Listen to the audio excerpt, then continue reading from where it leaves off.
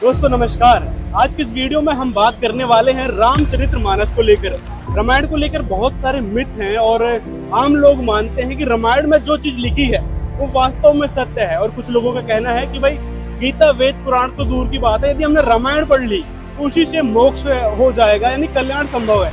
रामायण पढ़ने मात्र से कल्याण संभव जो लोग मानते हैं उनको हम रामायण से यानी रामचरितमानस से कुछ ऐसे तथ्य दिखाने वाले हैं जिनको जानकर आप हैरान हो जाओगे कि हम जिस रामायण को पढ़ते आ रहे थे, सदियों से पढ़ते आ रहे थे, हमारी कई पीढ़ी बीत गई इस रामायण को पढ़ते हुए, और हमको ये सच्चाई आज तक पता नहीं थी, तो संत रामपाल जी महाराज ने आज हमारे समक्ष रखी है। आइए हम आपको रामचरितमानस से कुछ ऐसे फैक्ट दिखाएंगे जिससे आपको खुद अंदाजा लग जाएगा कि भाई संत रामपाल जी महाराज किस लेवल के संत हैं और उनका ज्ञान किस लेवल का है। रामचरितमानस में भी ऐसे कई सारे प्रमाण मिले हैं जो हमको ये सिद्ध करते हैं कि संत रामपाल जी का ज्ञान पूर्ण रूप से प्रमाणित है। वेद से, गीता से, पुराणों से जो भी सदग्रंथ है संत रामपाल जी ने दिखाए हैं वो एक्यूरेट हैं, बिल्कुल सही है। तो आइए हम यहाँ पे एक भगत भाई है वो हमको दिखाएंगे रामचरितमानस।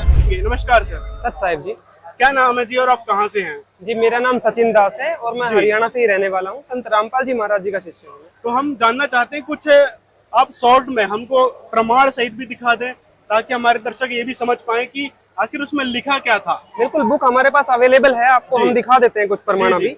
ये रामचरितमानस है, गीता प्रेस गोरखपुर से प्रकाशित होती है ये जी। ठीक है जी। इसमें बालकांड में आ जाइए आप जी। बालकांड में दोहा नंबर 143 में आप देखिए जी। यहाँ पे क्या दिखाया गया है। नेति नेति जेहि वेद निरूपा निजानंद निरूपाधि अनुपा शंभु बिरंची विष्णु भगवाना उपजहि जासु अंश ते नाना।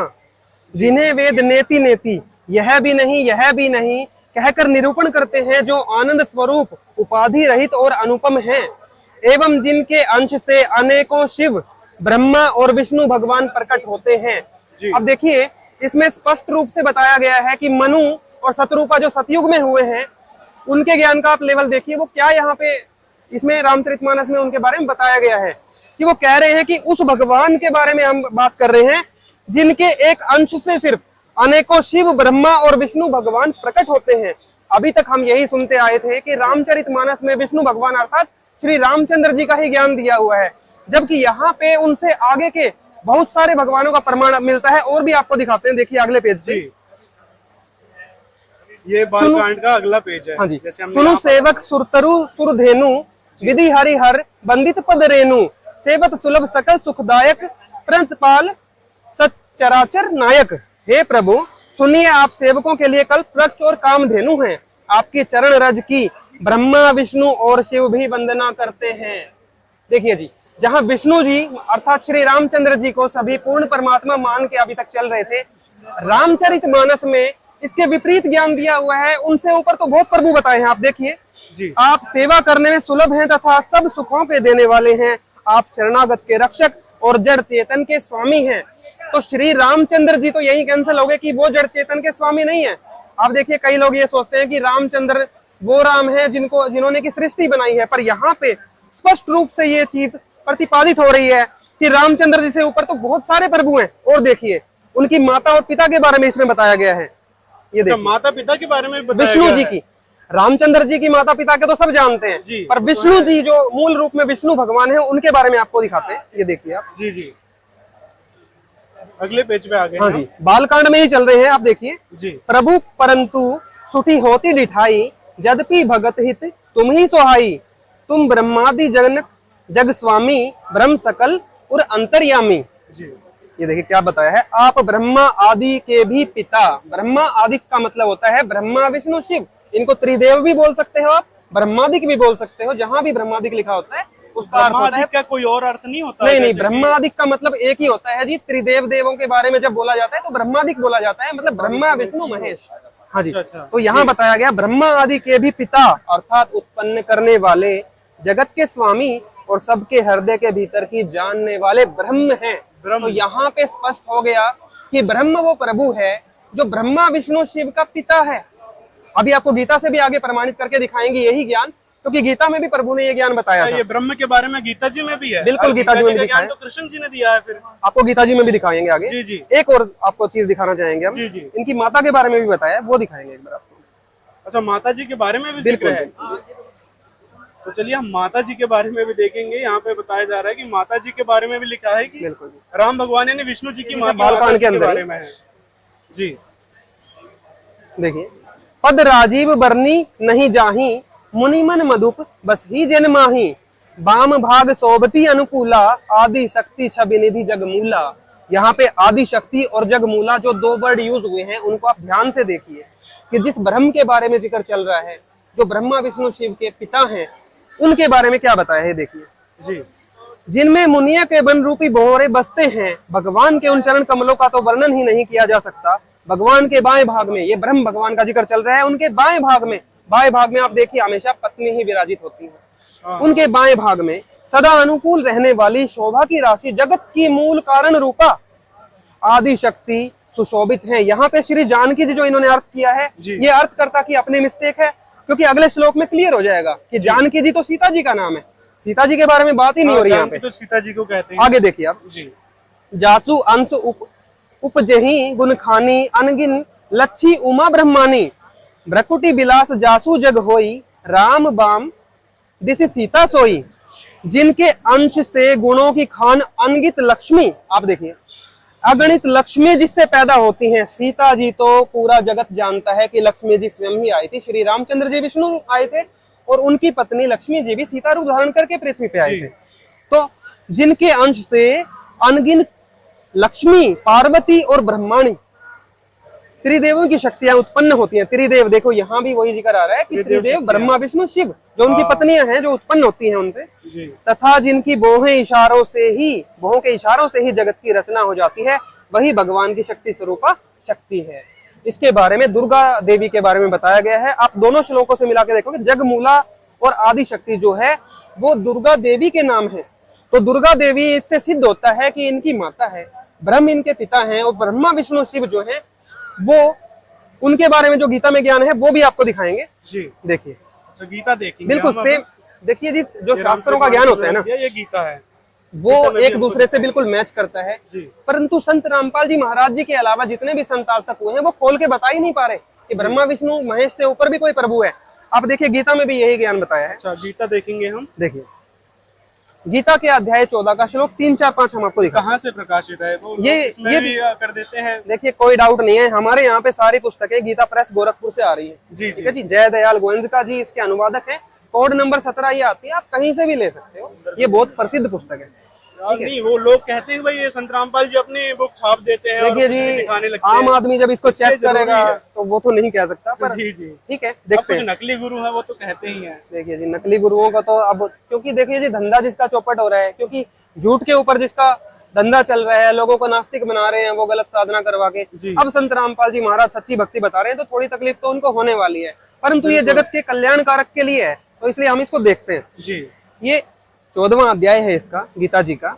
आप इसके श्लोक नंबर 3 पे आ जाइए। देखिए जी, संत रामपाल जी महाराज जी ने अपने सत्संगों से स्पष्ट किया है, आप देख सकते हैं कि गीता का ज्ञान कृष्ण जी में प्रवेश करके ब्रह्म भगवान ने दिया था। लोग अब तक यही मानते हैं कि गीता जी का ज्ञान श्री कृष्ण ने बोला, परंतु आप देखेंगे कि महाभारत में बहुत सारे ऐसे प्रमाण आते हैं और गीता में भी ऐसे प्रमाण है कि कृष्ण जी गीता का ज्ञानदाता नहीं था। गीता का ज्ञानदाता ब्रह्म प्रभु है जो उनका पिता है।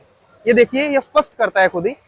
ये देखिए, पहले तो आपको ब्रह्म का एक बार स्पष्ट कर देते हैं। का ही ज्ञानदाता बदल दिया, सभी लोग मानते हैं कृष्ण जी हैं। एक बार आपको गीता के ज्ञानदाता का ही बता देते हैं, वो अपने आप को ब्रह्म बताते हैं। अभी आपने श्री रामचरितमानस में देखा कि ब्रह्म जो है वो दुर्गा का पति है और ब्रह्मा विष्णु शिव के पिताजी हैं। वहाँ पे लिखा गया है। ये देखिए, अब ये गीता ज्ञानदाता जो प्रभु है, अब एक बार आपको अध्याय 8 दिखाना जरूरी है इससे पहले जी, वरना लोग डाउट में आ जाएंगे कि भाई ये ब्रह्म कहाँ से लाते हैं ना गीता में। बिल्कुल, ये देखिए, ये तो लाएंगे, वो डाउट आएगा उनके मन में वैसे। ये देखिए अध्याय 8 और श्लोक नंबर 13 आपको हम अभी दिखाएंगे। अध्याय 8 श्लोक 13 हम देखने वाले हैं। ये देखिए, ओम इति एकाक्षरम ब्रह्म व्याहरन माम अनुसमरण यह प्रयाति त्यजन देहम स याति परमाम गतिम। यहाँ पे प्रभु बता रहे हैं गीता ज्ञानदाता कि ओम इस एक अक्षर रूप ब्रह्म को उच्चारण करता हुआ और उसके अर्थ स्वरूप मुझ निर्गुण ब्रह्म का चिंतन करता हुआ शरीर को त्याग कर जाता है। अर्थात ओम जाप यहाँ पे ब्रह्म का बताया गया है और गीता ज्ञानदाता कह रहा है कि मेरा यह मुझ ब्रह्म का यह एक अक्षर का ओम मंत्र है। तो आप देखिए ओम मंत्र भी ब्रह्म का है और गीता ज्ञानदाता भी ब्रह्म सिद्ध हो गया। यहाँ पे कह रहे हैं ये मेरा मंत्र है, मैं ब्रह्म हूँ। यहाँ पे इन्होंने अपने आप को ब्रह्म कहा है। और देखिए अब आपको दिखाते हैं एक और प्रमाण कि ब्रह्म जो है उसको काल भी कहा गया है, क्योंकि वो काल बिल्कुल, क्योंकि उसको जीवों के आहार करने का, सूक्ष्म शरीर से गंध निकाल के खाने का जो उसको श्राप लगा है पूर्ण परमात्मा के द्वारा सतलोक में, उसके कारण उसको काल ब्रह्म कहा जाता है। वो भी आपको दिखा देते हैं, स्पष्ट कर देते हैं। ये देखिए, क्योंकि जब तक आप ये नहीं देखोगे तो आप उस प्रकरण को समझ ही नहीं पाओगे जहां पे वो ब्रह्मा विष्णु शिव और दुर्गा देवी को अपनी पत्नी और पुत्रों के रूप में जो प्रतिपादित कर रहे हैं गीता जी के अंदर, वो आप तभी समझ पाओगे जब आप ब्रह्म को समझ जाओगे और काल को समझ जाओगे। ये देखिए जी, गीता अध्याय 11 श्लोक 31 पहले देखिए। जब भयंकर रूप अर्जुन ने देखा प्रभु का जी, तो वो कांपने लगे और वो इतने बड़े योद्धा वहां क्या पूछ रहे हैं, मुझे बतलाइए कि आप उग्र रूप वाले कौन हैं। अर्जुन ने क्वेश्चन किया, क्योंकि अब आप देखिए कृष्ण जी तो अर्जुन जी के साले लगते थे, क्योंकि उनकी बहन सुभद्रा उनसे ब्याही गई थी। तो अपने साले से तो कोई पूछता भी नहीं है कि भाई आप कौन है। परंतु यहाँ पे जब इन्होंने अपना उग्र रूप दिखाया, जिसको विराट रूप कहा जाता है, वो दिखाने के बाद इन्होंने पूछा मुझे बतलाइए आप कौन हैं। तो अगले श्लोक में देखिए क्या जवाब दिया है, कालो अस्मि। कालो अस्मि का मतलब है मैं काल हूँ। ये देखिए, लोकों का नाश करने वाला बड़ा हुआ महाकाल हूँ। ये भी अर्थ में इन्होंने महाकाल कर दिया। काल कहो महाकाल कहो कोई इशू नहीं हमें, परंतु आप ये देखिए महाकाल तो शिव जी को माना जाता है एक प्रकार से। देखिए जी, आप आम लोग हैं, आपके दर्शकों से और आपसे हमारा चैलेंज है, आप किसी ग्रंथ में ये दिखाइए कि शिव जी को महाकाल कहा गया है। आपको हम 10 जगह प्रमाणित करेंगे कि महाकाल और काल जो कहा गया है वो उनके पिता के बारे में कहा गया है, ब्रह्म के बारे में। कि गीता जी में क्या बताया कि लोकों का नाश करने वाला बड़ा हुआ काल हूँ और इस समय इन लोकों को नष्ट करने के लिए प्रवृत्त हुआ हूँ। देखिए कृष्ण जी तो अर्जुन जी के साथ हमेशा ही रहते थे और युद्ध में भी शुरू से उपस्थित थे। उग्र रूप दिखाने के बाद वो कह रहे हैं मैं तो अभी प्रवृत्त हुआ हूँ सबको नष्ट करने के लिए। कृष्ण जी युद्ध नहीं चाहते थे, वो तो शांति दूत थे। जब युद्ध ना होता देखकर अर्जुन को भी युद्ध से हटता देखकर काल ने देखा कि भाई अब मैं कैसे मार के खाऊंगा जीवों को, तब उसने कृष्ण जी के अंदर प्रवेश करके गीता का ज्ञान देना पड़ा अर्जुन को युद्ध के लिए मनाने के लिए। अब देखिए, इन लोगों को नष्ट करने के लिए प्रवृत्त हुआ हूँ, इसलिए जो प्रतिपक्षियों की सेना में स्थित योद्धा लोग हैं वे सब तेरे बिना भी नहीं रहेंगे, अर्थात तेरे युद्ध न करने से भी इन सब का नाश हो जाएगा। मतलब काल भगवान को ये सब नाश करवाना था महाभारत वाला, तो वो कृष्ण जी के अंदर प्रवेश करके उन्होंने करवाया। अब आपको मेन चीज दिखाते हैं, ये देखिए अध्याय 14 अब आपको दिखाते हैं। और ये कॉन्सेप्ट उसी से रामचरितमानस से जुड़ा हुआ है, अब वो दिखाने वाले हैं आप। देखिए थोड़ा सा अगर रिकैप करें तो अभी तक श्री रामचरितमानस से हमारे गुरुजी के दिए हुए ज्ञान के आधार पर ये सिद्ध हो चुका है जी कि ब्रह्मा विष्णु शिव से ऊपर प्रभु रामचरितमानस में बताए हुए हैं, और बल्कि उस प्रभु को ऐसा बताया गया है जिसके चरणों की रज ब्रह्मा विष्णु महेश भी चाह रहे हैं, मतलब वो उनसे अलग हुआ। और रामचरितमानस को अभी तक विष्णु जी पे सेट अर्थात श्री रामचंद्र जी पे सेट करके जगत के लोग चल रहे थे, वो बिल्कुल गलत है। आप देखिए पूरा ज्ञान लीजिए एक बार, इसमें राम जी की भी बहुत महिमा है, परंतु उससे ऊपर प्रभु की भी महिमा है, वो भी आप जरूर जानिए। अब आप देखिए, अभी तक हम थोड़ा रिकैप करें तो उसमें श्री रामचरितमानस में हमें पता चला कि दुर्गा देवी, जिनको आदि शक्ति और जगमूला भी कहा जाता है, वो ब्रह्मा विष्णु शिव की जो पत्नियां हैं उनको भी उत्पन्न करने वाली है, और जो इनका पिता काल ब्रह्म है उससे ब्रह्मा विष्णु शिव उत्पन्न होते हैं। इतना क्लियर हो गया था। और गीता ज्ञानदाता जो प्रभु है जिसने श्री कृष्ण जी के अंदर प्रवेश किया, वो काल ब्रह्म है, इतना भी हम प्रमाणित कर चुके हैं। अब देखिए काल ब्रह्म और आगे के राज खोल रहे हैं, आप खुद देखिए यहाँ पे क्या बताते हैं। अध्याय 14 श्लोक नंबर 3 हम ले रहे हैं। हे अर्जुन, मेरी महत ब्रह्म रूप मूल प्रकृति दुर्गा देवी को ही एक संबोधन दिया जाता है। आपको देवी पुराण में हमारे गुरुजी के सत्संग में मिल जाएगा, और हम भी आपको दिखा देंगे कि प्रकृति देवी दुर्गा देवी का ही एक नाम है। ठीक है, ये देखिए, मेरी महत ब्रह्म रूप मूल प्रकृति संपूर्ण भूतों की योनि है, अर्थात गर्भधान का स्थान है, और मैं उस योनि में चेतन समुदाय के गर्भ को स्थापन करता हूँ। अब योनि में गर्भ को स्थापन तो पति ही कर सकता है जी, ये इसमें क्लियर किया हुआ है। ठीक है जी, उस जड़ चेतन के संयोग से सब भूतों की उत्पत्ति होती है, अर्थात सब प्राणियों की उत्पत्ति अब तक हम सुनते आए ब्रह्मा विष्णु महेश से हो रही है, परंतु यहाँ पे काल ब्रह्म कह रहा है कि दुर्गा और मुझसे ये सब हो रहा है। अगला श्लोक देखिए आप, और भी क्लियर हो जाएगा इसमें। हे अर्जुन, नाना प्रकार की सब योनियों में जितनी मूर्तियां अर्थात शरीरधारी प्राणी उत्पन्न होते हैं, प्रकृति अर्थात दुर्गा देवी तो उन सब की गर्भ धारण करने वाली माता है और मैं बीज को स्थापन करने वाला पिता हूँ। अब जब ये गीता के 3 श्लोक हो जाएंगे उसके बाद आपको देवी भागवत दिखाएंगे, जिसमें अभी कोई ये ना सोचे कि दुर्गा देवी के गर्भ में जो है विष्णु जी अर्थात कृष्ण जी गर्भ को स्थापन करते हैं। ऐसा बिल्कुल नहीं है, वो तो उनकी माता जी हैं। और माता और पुत्र के बारे में ये बात तो सोचना भी गलत है। यहाँ पे आपको सिद्ध हो जाएगा कि ये माता पिता इनके काल ब्रह्म और दुर्गा देवी ही है। देवी भागवत से भी आपको क्लियर होएगा ये चीज। ठीक है जी। अगला श्लोक देखिए।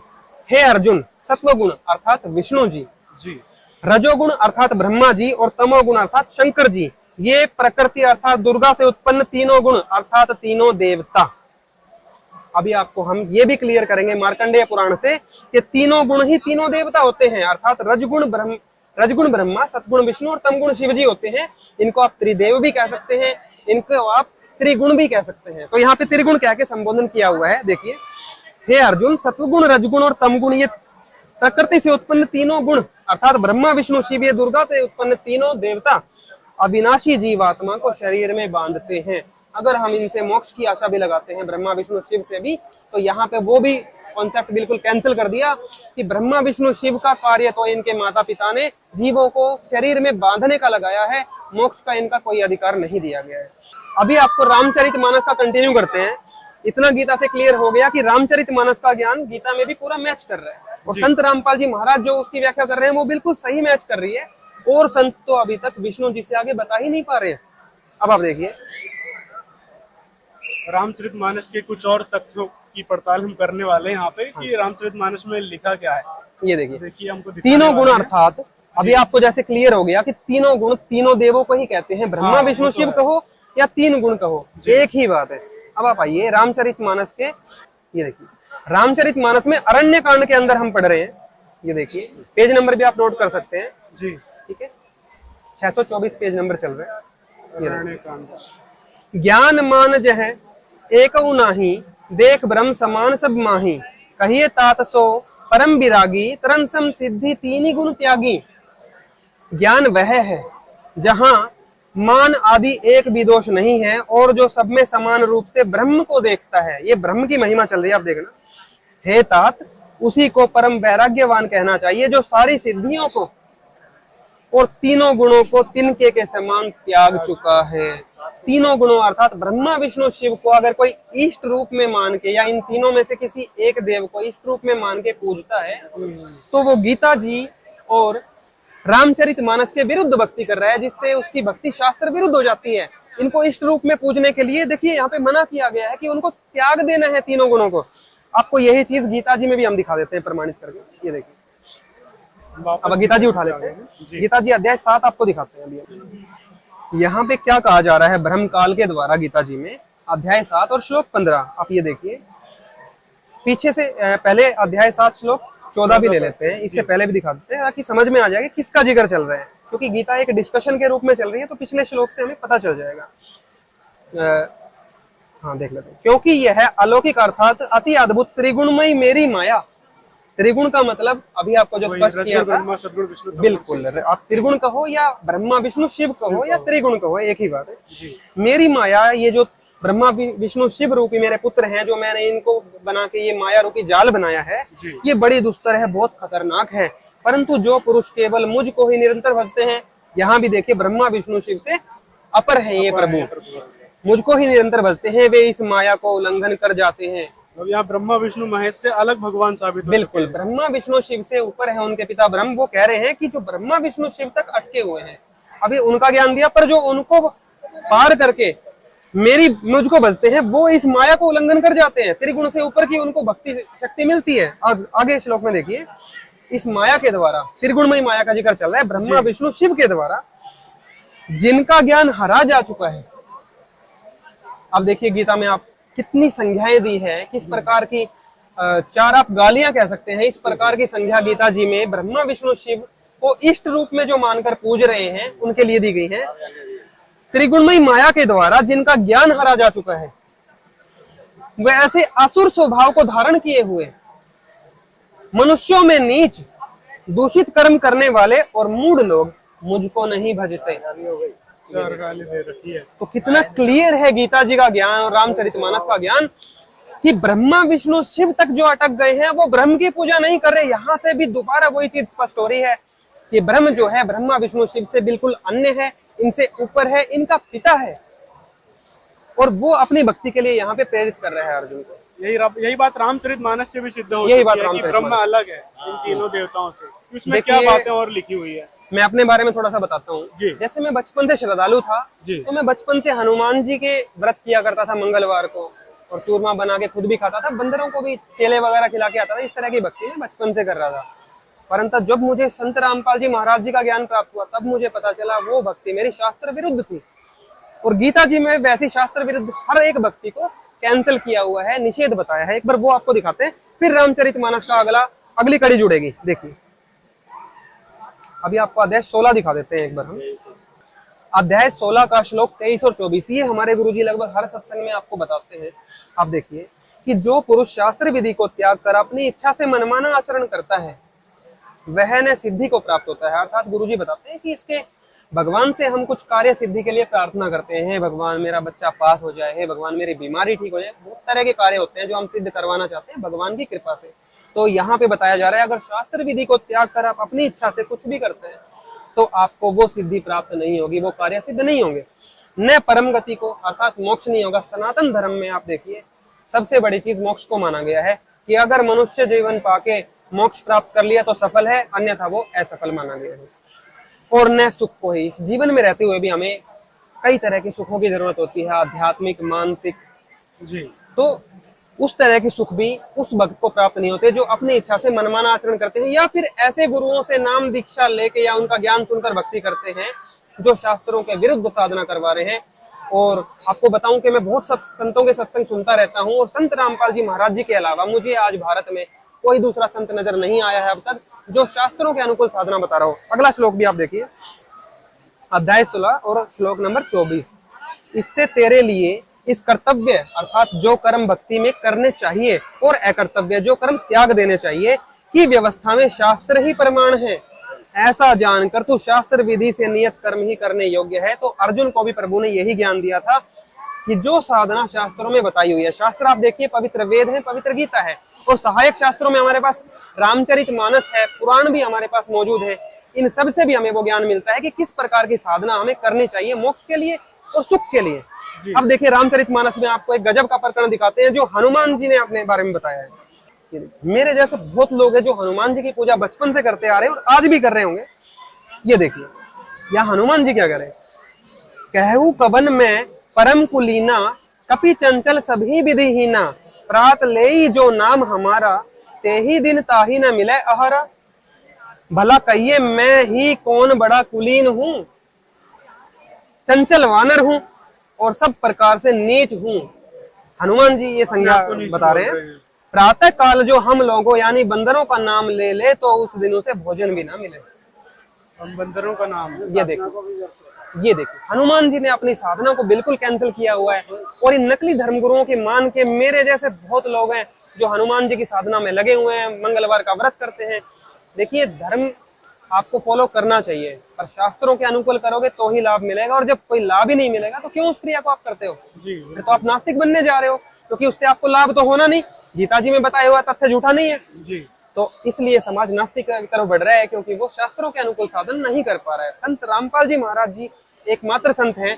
आप देखिए श्री रामचरितमानस से उन्होंने इतने प्रमाण दिखा दिए कि विष्णु जी तक जो लोग अटके पड़े थे अब उनको इसमें भी, इस पवित्र शास्त्र में भी इतने गूढ़ रहस्य मिल रहे हैं उनके माता पिता को लेके, और पूर्ण परमात्मा की भी इसमें महिमा की गई है। और भगवत गीता से भी आपको दिखा दिया गया है। आपको और प्रमाण दिखाते हैं, जैसे एक प्रकरण रामायण में आया था कि जब श्री रामचंद्र जी को समुद्र के अंदर से पार करके लंका में जाना था, सीता जी की खोज हो गई थी, तो उस समय उनको जरूरत पड़ी थी पुल बनाने के लिए। तो उन्होंने आपने देखा होगा कि उन्होंने लंका पे पुल बना दिया, लंका के लिए समुद्र के ऊपर पुल बना दिया। तो कई लोग तो कहते हैं कि हनुमान जी ने ना राम राम लिख दिया था उसके ऊपर। हाँ, श्री राम लिख दिया था, श्री राम लिख दिया था, ऐसा हमने भी सुना था जी। हमारे गुरुजी ने क्लियर करके बताया कि हनुमान जी तो शुरू से ही भगत आदमी थे, वो भक्त आत्मा थे, और वो तो श्री रामचंद्र जी को मिलने से पहले भी राम राम पेड़ों पे भी लिखा करते थे पहले से। उनकी ऐसी साधना भक्ति थी उनके अंदर। आपको रामायण से वो प्रकरण दिखाते हैं, जब समुद्र के ऊपर पुल बना था तो कुछ लोग कहते थे कि हनुमान जी ने राम लिखा। नहीं जी, हनुमान जी के राम लिखने से पत्थर नहीं तैरे थे। दूसरी बात, वो कहते हैं नल नील के हाथ में करामात थी और उनके हाथ से पत्थर तैर जाते थे, इसलिए वो पुल बन गया।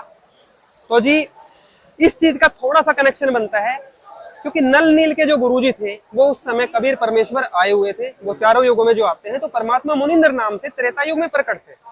कबीर सागर में आपको उसकी पूरी जानकारी मिलेगी। अब क्या किया कि नल नील ने उस दिन अभिमान कर लिया, जब श्री रामचंद्र जी ने उनको बुलाया तो अपने गुरु को उन्होंने सम्मान नहीं दिया और खुद ही बिना गुरु को याद किए और पत्थर लेके चल पड़े तैराने के लिए, और पत्थर उनके हाथ से डूब रहे थे। तब समुद्र देव प्रकट हुए थे, मतलब एक विप्र का रूप बना के, और जो जल के देवता होते हैं वो प्रकट हुए और उन्होंने आके श्री रामचंद्र जी से कहा कि आपकी सेना में ये नल नील नाम के जो 2 सैनिक हैं, जिनको मैंने बताया था कि इनके कहने से पत्थर तिर जाएंगे, परंतु आज इन्होंने अभिमान कर लिया तो इसलिए ये पत्थर नहीं तैर रहे हैं, इनके हाथ की शक्ति चली गई है। ठीक है, उस शक्ति का जिक्र इसमें भी आता है, वो हम आपको दिखाएंगे। और वो पुल फिर श्री रामचंद्र जी ने प्रार्थना की मुनिंदर ऋषि से, वो कबीर परमेश्वर से जो उस टाइम आए हुए थे, तब उन्होंने अपनी सोटी से और एक पहाड़ के चारों तरफ रेखा खींची और वो पत्थर हल्के हो गए थे, उनसे पुल बनाया गया था। ये बात तो रामचरितमानस में कहीं लिखी नहीं है। रामचरितमानस में, रामचरितमानस में आइए आपको एक प्रकरण दिखाते हैं। ये देखिए सुंदरकांड के अंदर देखिए, आखिरी दोहे चल रहे हैं बिल्कुल। ये देखिए, नाथ नील नल कपि 2 भाई, लरिकाएं ऋषि आशीष पाई, तिनके परस किए गिरि भारे, तारे ही जल्दी प्रताप तुम्हारे।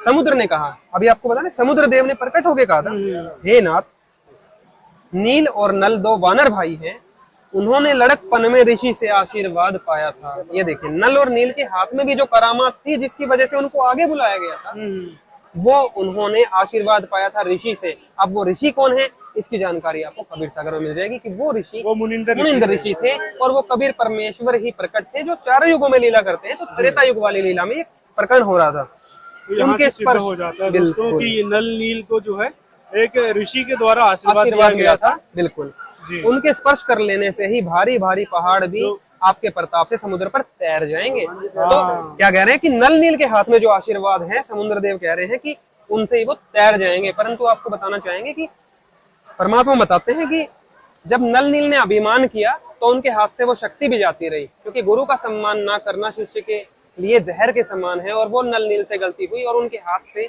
वो शक्ति चली गई। तब मुनिंदर ऋषि ने खुद प्रकट होकर श्री रामचंद्र जी की मदद की और तब वो लंका पहुंच पाए थे पुल बनाने के बाद। जी ठीक है जी। और बताइए हमको सर, क्या क्या और तथ्य हैं रामचरितमानस के और जो लोग आज तक जान नहीं पाए हैं? देखिए कितने प्रकरण आपको दिखाए। उत्तरकांड में आप देखिएगा, उत्तरकांड में लिखा हुआ है यहाँ पे जी, कोठिन चतुरानन गौरीसा, अगणित उड़गन रवि रजनीसा, अगणित लोक पालजम काला, अगणित भूधर भूमि विशाला, करोड़ों ब्रह्मा जी और शिव जी, अनगिनत तारागण सूर्य और चंद्रमा, अनगिनत लोकपाल यम और काल, अनगिनत विशाल पर्वत और भूमि। आप देखिए इसमें जिक्र चल रहा है कि इस तरह के देव, ब्रह्मा जी और शिव जी जैसे देव अनगिनत और करोड़ों हो चुके हैं। तो अगर हम इनको इस रूप में मान के अभी तक चल रहे हैं, ब्रह्मा जी और शिव जी के साथ आप विष्णु जी को भी ले सकते हैं, क्योंकि पीछे प्रकरण आ चुका था ब्रह्मादिक का। तो यहाँ पे अगर नहीं भी लिखा तो भी बिल्कुल ऑटोमेटिकली क्लियर है कि ब्रह्मा विष्णु शिव तक की भक्ति से वो मोक्ष प्राप्त नहीं होता, वो परमात्मा प्राप्त नहीं होता है। और आपको दिखाना चाहेंगे 1-2 प्रकरण जी। उत्तरकांड में ही है ये प्रकरण। देखिए, नहीं दरिद्र सम दुख जग माही, संत मिलन सम सुख जग नाही, पर उपकार बचन मन काया, संत सहज स्वभाव खगराया। देखिए संतों की कितनी महिमा बताई गई है। आप देखिए, जगत में दरिद्रता के समान दुख नहीं है तथा संतों के मिलने के समान जगत में सुख नहीं है। और हे पक्षीराज, मन वचन और शरीर से परोपकार करना यह संतों का सहज स्वभाव है। देखिए संतों की महिमा। अब कुछ लोग ये मानते हैं कि भाई हम बिना गुरु बनाए, बिना संतों की शरण ग्रहण किए भी हम रामायण पढ़ लेते हैं, हमारा कल्याण हो जाएगा। रामायण में देख तो लो क्या कहा गया है। अब आप रामायण और महाभारत और गीता सब कुछ पढ़ते हैं, परंतु आचरण उसके अनुसार नहीं करेंगे तो आपका कल्याण असंख्य जन्म में भी संभव नहीं है। संत रामपाल जी महाराज कहते हैं कि जो आप पढ़ रहे हैं वो करने के लिए है, ये चीजें कर पाड़ने की हैं।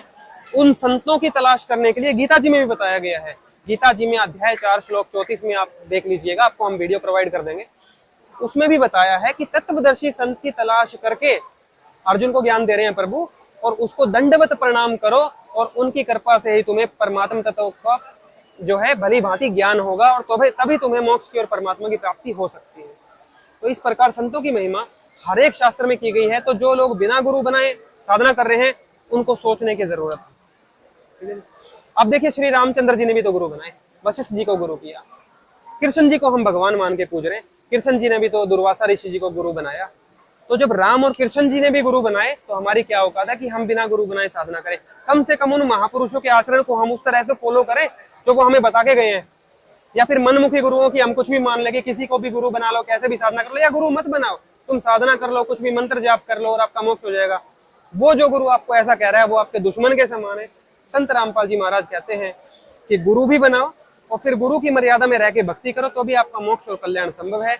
और हम सभी भाइयों से प्रार्थना करना चाहेंगे, आप संत रामपाल जी महाराज जी की ज्ञान गंगा बुक जरूर पढ़िए एक बार मंगवा के।